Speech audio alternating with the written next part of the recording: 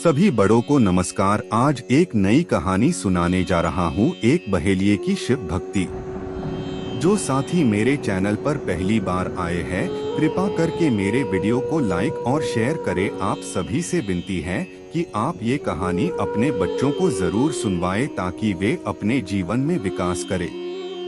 तो आइए कहानी शुरू करते हैं। एक गांव में हरिया नाम का एक बहेलिया रहता था। वह गांव में जाल बिछाकर चिड़िया, कबूतर, तोता और अन्य पक्षियों को पकड़ता था, फिर उन्हें पिंजरे में बंद करके रख लेता और गांव के बाजार में बेच देता था।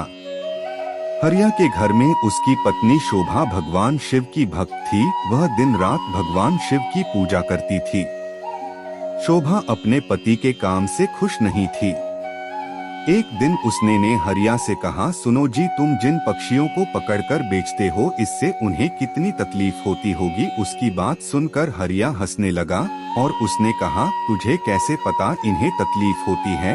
इन्हें बाजार में बेचने से मुझे अच्छे पैसे मिलते हैं। यह सुनकर शोभा रोने लगी। उसने कहा, आपको शायद यह नहीं पता कि इन भोले बेजुबान पक्षियों की हाय हमें लग रही है, इसी कारण हमारे कोई संतान नहीं है। मैं दिन रात भगवान शिव की पूजा करती हूँ, लेकिन फिर भी हम संतान के सुख से वंचित हैं। तब हरिया ने कहा, मैं यह सब नहीं मानता, तू भी इस सब के बारे में सोचना छोड़ दे। यह कहकर हरिया पक्षी पकड़ने चल देता है। शाम को हरिया पिंजरे में पक्षियों को लेकर आता है और झोपड़ी में रख देता है। अगले दिन फिर से हरिया पक्षियों को पकड़ने चला जाता है। तभी कोई घर का दरवाजा खटखटाता है। शोभा दरवाजा खोलकर देखती है तो उसके सामने एक ब्राह्मण अपनी पत्नी के साथ खड़े थे। शोभा उनसे कहती है, महाराज, आप लोग कौन हैं? तब ब्राह्मण कहता है, बेटी, हम बहुत दूर से कुछ दिन इस गांव के शिव मंदिर में अमर कथा वाचने आए हैं, इसलिए घर घर जाकर उसका निमंत्रण दे रहे हैं। तुम भी कल से अपने परिवार के साथ कथा सुनने आना। यह सुनकर शोभा बहुत खुश हुई। उसने कहा, हे ब्राह्मण देवता, मेरे तो भाग्य खुल गए। ऐसा अवसर तो किस्मत वालों को मिलता है, परंतु आप दोनों की रहने की व्यवस्था कहाँ है?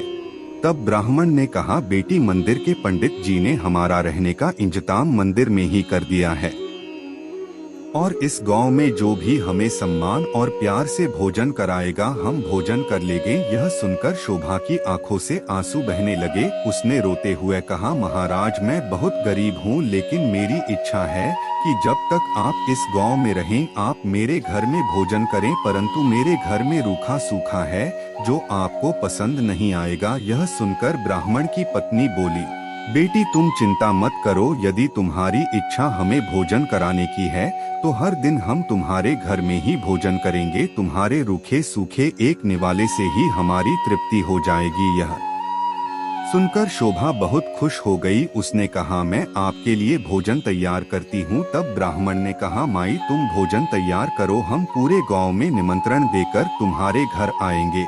यह कहकर दोनों चले जाते हैं। शोभा भोजन तैयार करती है। कुछ समय बीत जाने के बाद दोनों पति पत्नी शोभा के घर भोजन करने आ जाते हैं। जब वे भोजन करने बैठते हैं, तभी ब्राह्मण की नजर पिंजरे में पक्षियों पर पड़ती है। वे उठकर खड़े हो जाते हैं। शोभा उनसे पूछती है, महाराज, क्या मेरे से कोई भूल हो गई? ब्राह्मण ने क्रोधित होते हुए कहा, तुमने इन बेजुबान पक्षियों को पिंजरे में कैद कर रखा है, हम तुम्हारे घर भोजन नहीं कर सकते। तुम भगवान शिव की अमर कथा सुनना चाहती हो और उनके प्रिय कबूतरों को तुमने कैद कर रखा है। यह कहकर वे चल देते हैं। शोभा उनके पैर पकड़ लेती है और कहती है, हे ब्राह्मण देवता, मेरे घर से रुष्ट होकर न जाइए, मैं तो वैसे भी संतान सुख से वंचित हूँ। अगर आप भी बिना भोजन किए चले गए तो हमारा सर्वनाश निश्चित है। यह पक्षी मेरे पति ने पकड़े हैं, मैं अभी इन्हें आजाद कर देती हूँ। यह कहकर वह बाहर जाकर सारे पक्षियों को आजाद कर देती है। यह देखकर ब्राह्मण पत्नी सहित भोजन करते हैं और शोभा को सौभाग्यवती और पुत्रवती होने का आशीर्वाद देकर चले जाते हैं। उम्मीद है आपको कहानी पसंद आ रही होगी। कृपा करके मेरी वीडियो को लाइक शेयर कर दे और मेरे चैनल को सब्सक्राइब कर दे। अब आगे की शेष कहानी सुनिए। शाम को जब हरिया आता है, वह पिंजरा खाली देखकर शोभा से पूछता है। तब शोभा उसे सारी घटना बता देती है। हरिया गुस्से में कहता है, मैं इतनी मेहनत से पक्षी पकड़कर लाया था और तूने सब उड़ा दिए। आज के बाद किसी को भोजन पर मत बुलाना। तब शोभा कहती है, मैंने तो उन दोनों को 7 दिन का न्योता दे दिया है, अब मैं पीछे नहीं हट सकती है। उन्होंने मुझे सौभाग्यवती और पुत्रवती होने का आशीर्वाद दिया है। अमर कथा वाचने वाले सच्चे ब्राह्मण का आशीर्वाद कभी बेकार नहीं जाता। अगर उन्हें भोजन नहीं कराया और उन्होंने गुस्से में श्राप दे दिया तो हमारा सर्वनाश हो जाएगा। आप केवल 7 दिन तक पक्षियों को मत पकड़ना, बाद में जो चाहे करना। हरिया को हार कर उसकी बात माननी पड़ी। वह बेमन से 7 दिन घर पर ही रहने लगा। हर दिन ब्राह्मण और उनकी पत्नी भोजन करने आते। उनके आने से पहले हरिया घर से चला जाता। उसे यह सब पसंद नहीं था। शाम के समय शोभा कथा सुनने जाती। वह हरिया से भी चलने को कहती, लेकिन हरिया मना कर देता था। इसी तरह 6 दिन बीत गए। रात को शोभा ने हरिया से कहा, आपने मेरे कहने से 6 दिन पक्षियों को नहीं पकड़ा, बस आप मेरी एक बात और मान लीजिए। हरिया ने कहा, क्या बात है? वैसे भी मैं केवल कल ही घर पर रुकूंगा, परसों से अपने काम पर जाऊंगा। तब शोभा ने कहा, कल अमर कथा समाप्त हो जाएगी। मैं चाहती हूँ आप कल मेरे साथ मंदिर में कथा सुनने चलें और वहाँ से वापस आने के बाद ब्राह्मण और उनकी पत्नी को अंतिम बार भोजन कराकर उनसे आशीर्वाद लें। क्या पता उनके आशीर्वाद से हमें संतान का सुख मिल जाए। हरिया उसकी बात सुनकर अगले दिन कथा सुनने चल देता है।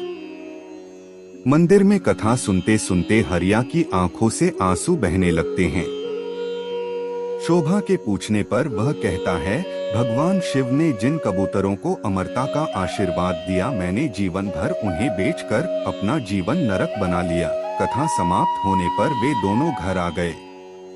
हरिया का मन निर्मल हो गया था। उसने शोभा से कहा, मैं आज से ही यह काम छोड़ दूंगा और मेहनत मजदूरी करूंगा। कुछ देर बाद ब्राह्मण और उनकी पत्नी भोजन करने आए। हरिया ने उनका स्वागत किया, उन्हें भोजन कराया। उसके बाद हरिया ने अपने मन की सारी बात उनके सामने रख दी। तभी ब्राह्मण और उनकी पत्नी भगवान शिव और मां पार्वती के रूप में प्रकट हो जाते हैं। भगवान शिव कहते हैं, तुम्हारी पत्नी की भक्ति देखकर हम तुम्हें संतान सुख देना चाहते थे, किंतु तुम्हारे पाप के कारण यह संभव नहीं था, इसलिए हमें तुम्हारा मन बदलने के लिए भेष बदलकर यहाँ आना पड़ा। यह सुनकर दोनों पति पत्नी रोने लगते हैं और उनके चरणों गिर जाते हैं। भगवान शिव और मां पार्वती उन्हें पुत्रवती होने का आशीर्वाद देकर अंतर्ध्यान हो जाते हैं। भगवान के आशीर्वाद से उनके घर एक सुंदर कन्या का जन्म होता है। कन्या के आने के बाद उनके दिन बदल जाते हैं। वे काफी धनवान हो जाते हैं। पूरी कहानी ध्यान से सुनने के लिए धन्यवाद। अंत में यही कहूंगा, ईश्वर आप सभी को सुखी रखे और अपना ख्याल रखे। उम्मीद है कि आपको यह कहानी पसंद आई होगी। आपका कोई भी सुझाव है तो मुझे कमेंट में कह सकते हैं। कृपा करके आप मेरे चैनल को सब्सक्राइब करें और मेरी वीडियो को लाइक करें, ताकि मुझे धार्मिक वीडियो बनाने का हौसला मिलता रहे और आप सबका प्यार भी मिलता रहे। कृपा मेरे चैनल को सब्सक्राइब करें। अब मैं मिलता हूँ आपको अगली वीडियो में।